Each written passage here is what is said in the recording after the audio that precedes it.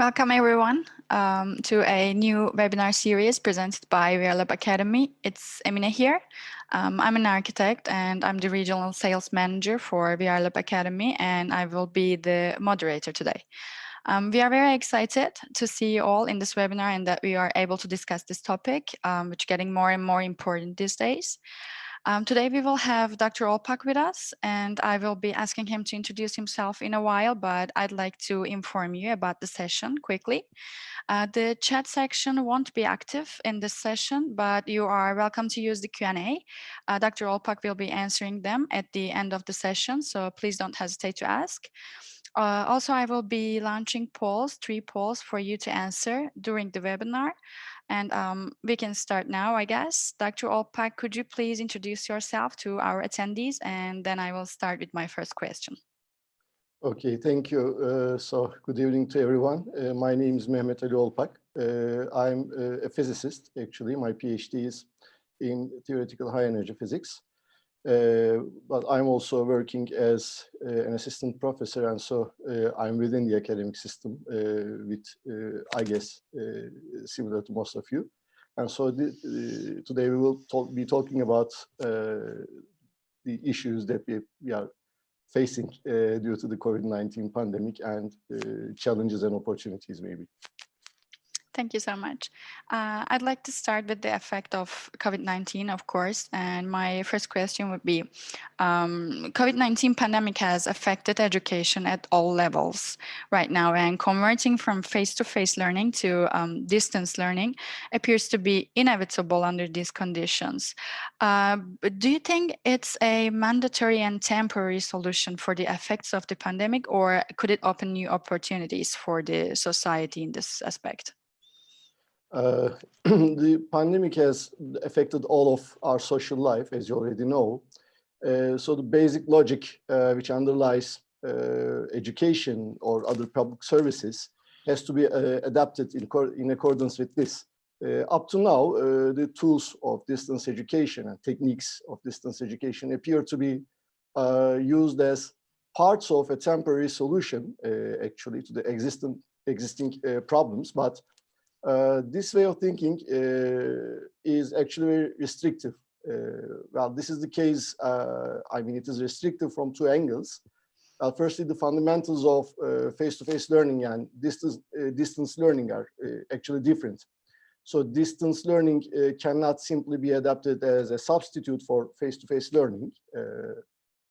Secondly, the distance learning tools and techniques, of course, offer new insights and perspectives for programs which are designed for face-to-face learning, although many of those insights and perspectives have been developed as a consequence of the pandemic itself, which is a force majeure today. But of course, distance education comes with its own challenges and opportunities as well. Of course, and this is one of our main focus points right now. Could you briefly explain what are those challenges and opportunities are that you mentioned? Of course. So the basic challenges, I mean, the basic challenge with distance education is that the interaction between the student and the instructors becomes very limited. So although there are various tools which help the instructors interact with the students, it usually requires limiting the number of students who attend a class so that the instructor can interact with each of them properly, as you can guess. For example, to keep track of the students' level of perception during a lecture, this is nearly impossible without asking questions to the students. In the case of an online live course. However, when you are in the classroom, you can simply observe the gestures of the students, at least to get some idea on, I mean, how much of the delivered material is properly understood by them. Another challenge is related to exams. Well, we can say exam safety. So evaluating the student performance, which is one of our main tasks in the education system. Well, this especially using conventional quizzes or exams. Well, this becomes problematic due to the risk of misconduct. So, of course, under suitable conditions, it can be preferable to trust our students in that they will not consider any kind of cheating or plagiarism to get high grades. However, instructors and institutions still have to construct a viable system, right, which is able to both assess the student performance objectively, I mean, while preventing any kind of cheating or plagiarism. Yes, and even though there are some tools to check it, to check if there is cheating, is always up to the trust between learner and the educator at the end, I guess. And we can actually have our first poll right now. I'd like to see what our attendees think of it. I just launched the poll, and we can wait for the answers, and then we can, I think we can continue right now while our attendees are answering. Okay, I am also wondering the responses from the attendees. Yeah. So we can observe that there are a number of courses for any discipline which cannot be properly completed within distance education. Well, as examples, we can think of laboratory courses for science and engineering departments, for example, or internship courses, both valid for engineering faculties or, more importantly, in medical schools.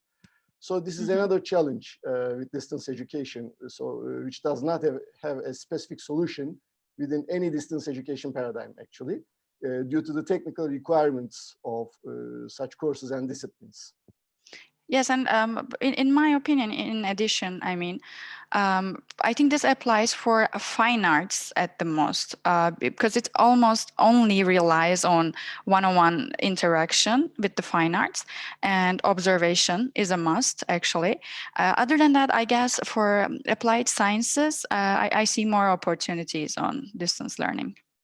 Well, actually, I agree with you about this, and we will try to give some examples of these points tonight, actually. But of course, there are also various challenges for the students as well, which are related to participating in online courses. So that's another aspect of this issue. So the tools for accessing the internet, for example, and distance education systems is not homogeneously distributed over the world, or even within any specific country. It's not homogeneously distributed, as you already know. I mean, for this reason, well, that's an unfortunate issue, but there's no real equality in opportunities, actually, for accessing distance education systems or tools, maybe. So although we cannot solve those problems related to this issue, I mean, by ourselves, because this would require interventions at the government level, actually, we can still design our teaching paradigm and teaching methods and systems so as to minimize the effects of this inequality in opportunities. So these are the main topics under which we can discuss the challenges with distance education. Of course, there can be details or variations of these, but well, from my point of view, these topics can cover nearly all of the issues related to challenges, actually. But as we said, there are opportunities as well, as you also remarked previously. So as an example, we can consider students who have to move to a city which is away from their families, to a different city for education, for example. Or you can think of students who have to travel long distances to reach their schools under normal conditions. So as long as they are provided with at least the minimal tools to access the internet, they can participate in a distance education process, actually. So providing access to the internet is mostly a kind of public service in many countries or in many parts of the world. So this can be taken as a basis for designing distance education so as to cover as many students as possible, and even those students who do not have the chance to attend face-to-face education in their usual lives, normal lives, I can say. Yes, and at this point, I'd like to make an addition also. This is something I personally care about a lot. I think distance learning systems can actually be handled as something that gives equality in opportunities for all students. And in my opinion, since these systems are mostly online, there will be no need for any additional classroom or expensive hardware, maybe consumables, because only thing you need here is a computer and internet connection. So rather than governments spending money on hardware systems or larger classrooms, maybe distance learning applications can lower the costs apparently and make it reachable for families with lower income too. Just wanted to give another point of view to your answer. Well, that's actually correct. Well, these days I'm wondering why we didn't think of these tools or techniques as more integrated parts of face-to-face learning previously. So before this force majeure.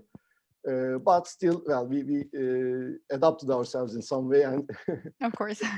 trying to learn all of these. Yeah. So, of course, face-to-face education has its own merits, as everybody knows already.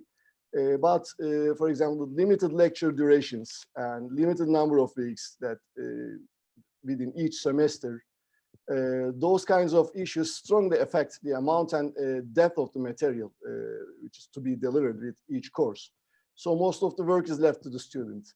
Well, of course, distance education cannot save students from working hard. This will always be necessary.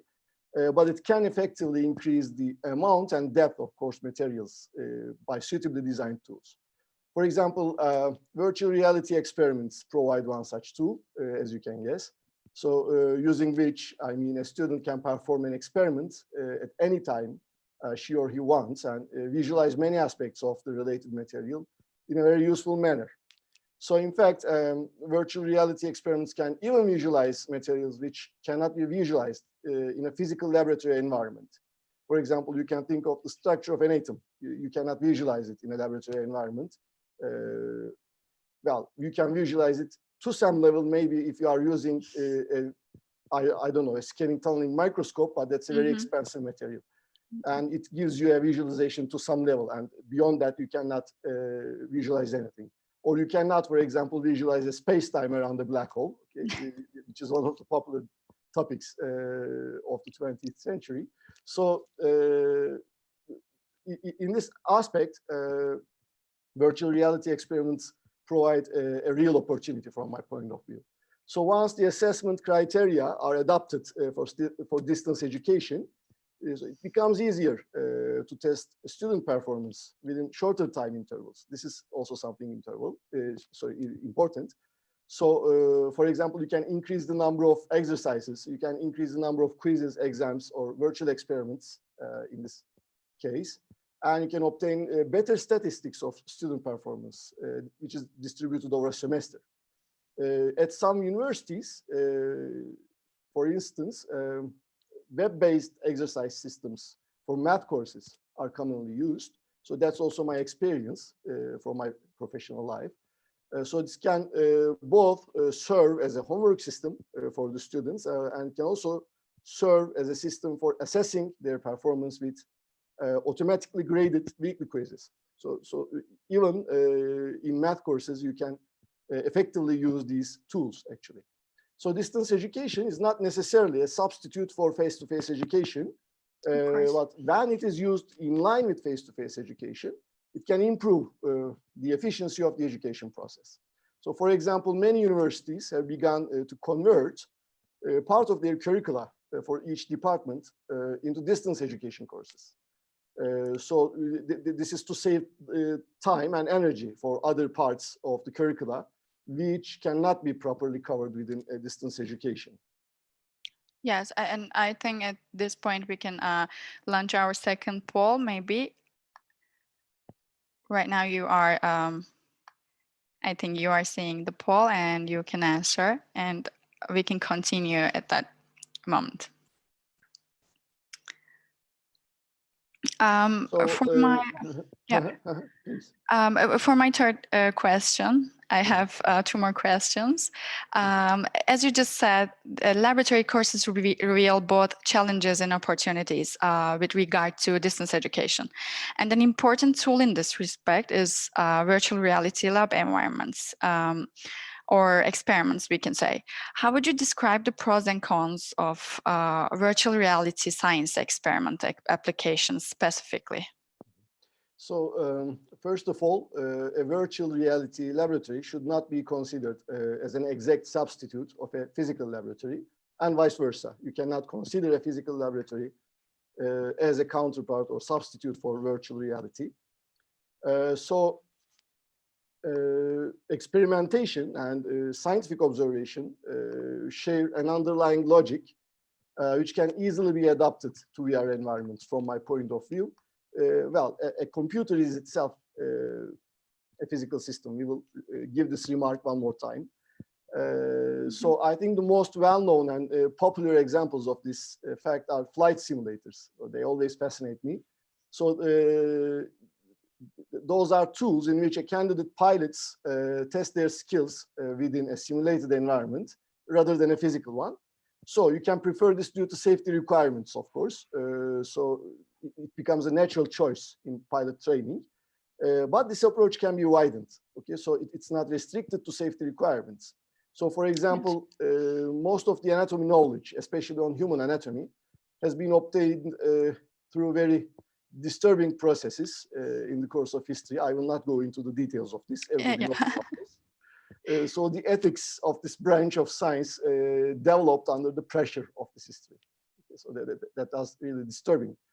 However, today it's possible to simulate the human body or animal bodies to study on these systems without the need to give harm to any living organism, actually. So, of course, at some point, it becomes inevitable to go back to the physical world and extract the necessary knowledge with whatever cost is necessary. I mean, within ethical bounds, of course.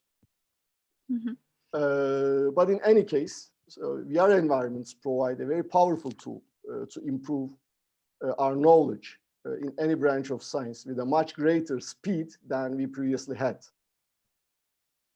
Yes, and also in this point, I think virtual reality science experiments gives another important opportunity to disadvantaged groups to participate, especially for students.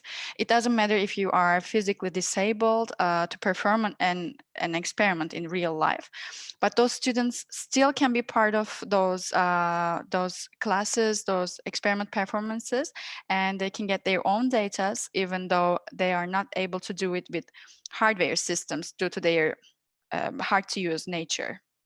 That's another important point. Of course.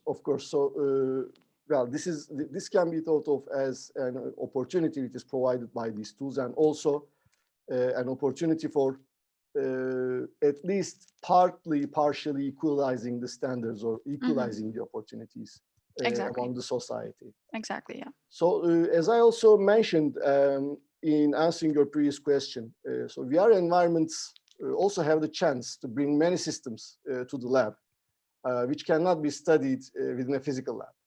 So, of course, this can be done by using physical analogs. That's also popular today, at least in my field of research. So, for example, in the case of optical analogs for general relativity, one of the popular topics for physicists.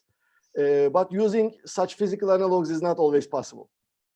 For example, you can construct a virtual chemistry laboratory in which a student can take single atoms or electrons and perform various operations on them as if they are Lego blocks. So this strongly accelerates the process of visualizing the studied material and in many aspects of this material, and it helps the student to learn faster. So I will repeat one sentence. A VR laboratory should not be considered as an exact substitute of a physical laboratory, and vice versa.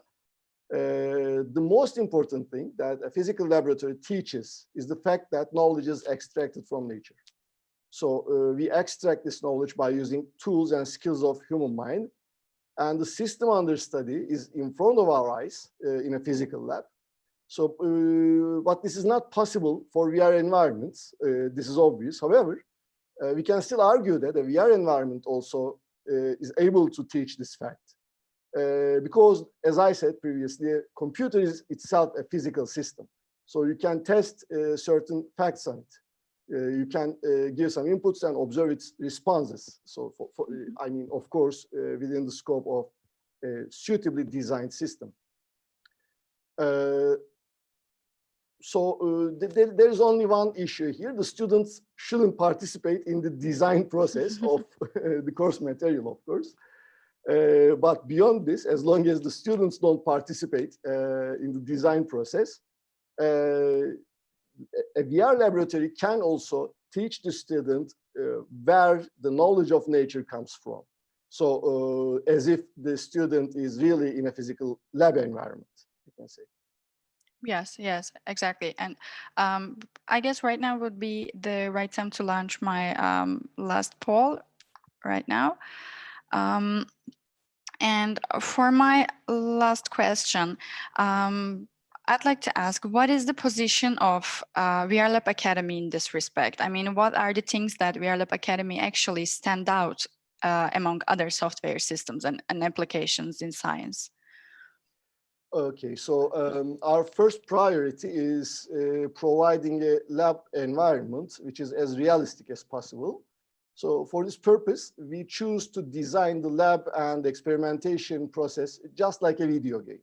So of course, by realistic, I mean realistic in the sense of keeping track of the steps of an experiment, okay, as if you are in an actual laboratory. So the appearance of the objects, the steps of an experiment, as I said, the data tables, the graphs, and such items participating in an experimentation process are all designed with this approach. So secondly, we try to add as many physical aspects of the model system as possible. And we also provide our system in VR environment, as well as in various PC environments, with the same content. So that's important. We provide the system with the same content. Maybe we can show some a quick little example of this. We have a collage about various aspects of our system. So let's have a look at them now, if you like. Yes, please.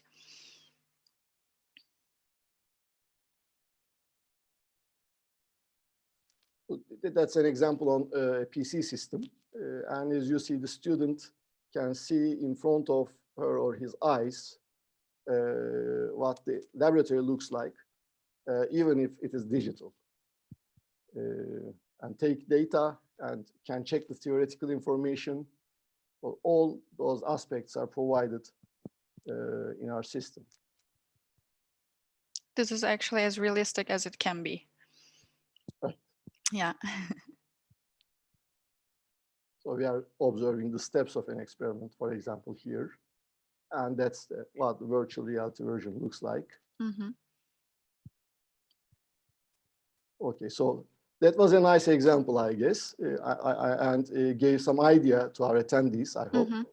So, of course, this is an endless work, as you already know, because there are practically an infinite number of physical properties of any system.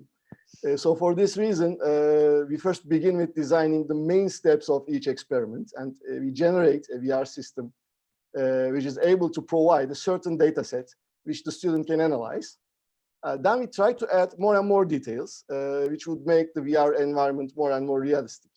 So our approach can be defined as creating experiment simulations, which both include a certain pre-designed experimentation process, of course, and which are also usable, at least partially, with 9 pre-designed purposes related to the course materials. So we will have other webinars. Maybe we can go into the details of these in the following sessions.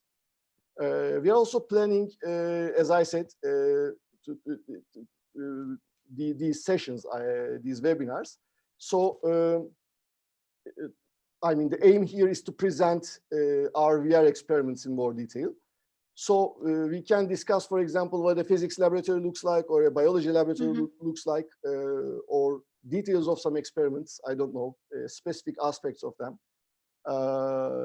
in the course of this series. So we would like to present all of these to our attendees. Yes. I think that's the end of my questions. And now I'd like to check what our participants wonder about this topic. And I will check and we'll be directing you the questions if this is okay. I can ask the first one.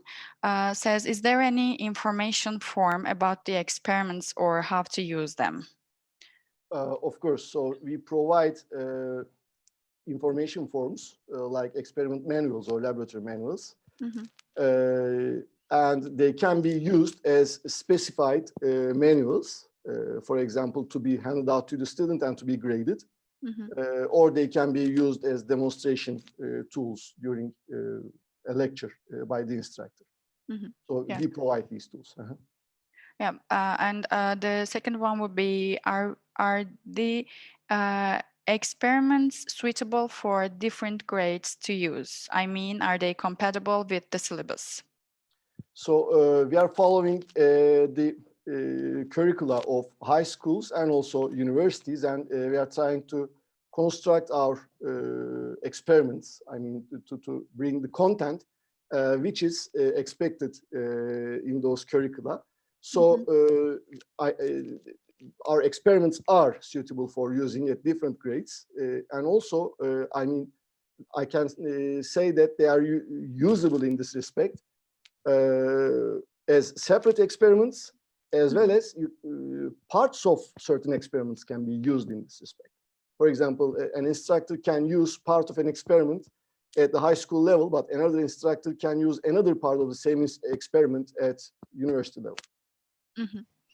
Yes, and they say, what happens if we need another experiments that are not placed in your portfolio? I mean, I guess they are asking about if they can ask for their own experiments to be done, to be developed. Of course, of course. So, well, we have to admit that there are an infinite number of possible experiments that can be conducted for any lecture, any course. Actually, we can give an example of this. For example, we are preparing a medical biochemistry laboratory, which was not previously in our portfolio, but which came out as a product of an academic partnership. So academicians provide the material or the ideas or the necessities that they are dealing with in their medical biochemistry courses, and experiments are designed in line with them, together with them. So that's also possible as a part of the academic partnership. Yeah, great. And they say, you mentioned it's also possible to use virtual reality experiments during the face-to-face education. We mentioned it as an answer to my questions. Could you evaluate on this, please?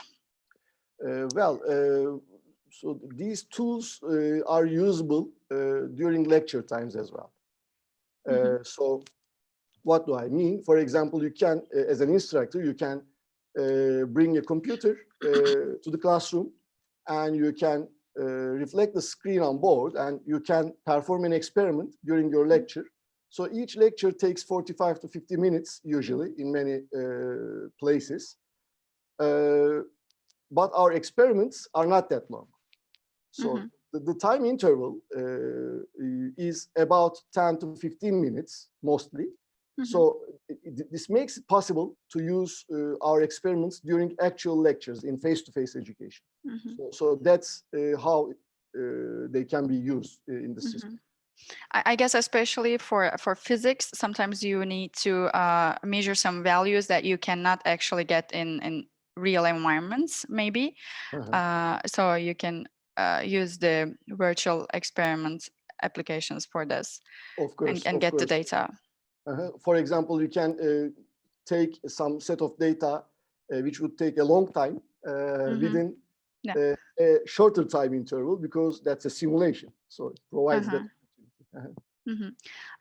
We have one more question. It's, I guess, more about the running system of the software. It says, what are the computer requirements for using these simulators? And maybe I can answer that as a contribution to your answers. You can actually use the simulator. Well, I can speak for VRLab Academy at least. You can use it with the minimum specs of hardwares. So it's already web-based. We are developing, so you only need your internet connection, and any hardware system, any laptop with minimum specs would run the software. And that's another opportunity, we can say. Yeah, I'm actually seeing a couple more questions, but they are mostly about specifically laboratories as physics, chemistry, or medical biochemistry, I see. We will have more webinars about this specific topics, and we will have another professors about these topics for medical biochemistry or any other chemistry, biology, you name it. So today, I guess we covered this topic that we aimed to cover. So I think these questions we will be answering in the other series of this webinar series. So I'd like to thank you everyone for joining us today. And thanks to Dr. Alpak for the productive webinar we had. That would be great if you can take, I'm telling to our attendees, our 2-minute survey after we end this webinar. It will pop up directly and you can give us some ideas for our next webinars and also tell us about your experience. And I hope we meet again for the next ones. I wish you all a nice day and maybe nice evening, depends on where you are. Thank you. Everyone, thank you.